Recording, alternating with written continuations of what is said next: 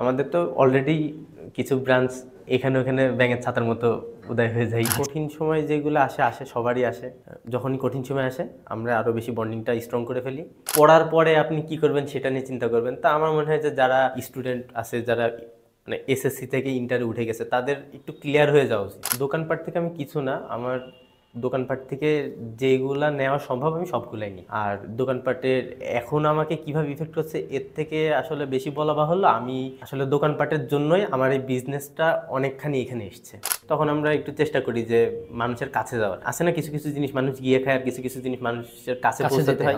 Investment টাকার অঙ্কে সামান্য হতে পারে, কিন্তু আপনি কতটুকু ডেডিকেটেড, তার পরিশ্রম কতটুকু ইনভেস্ট করছেন, আপনার টাইম কতটুকু ইনভেস্ট করছেন, ওইটাও কিন্তু কাউন্ট হবে।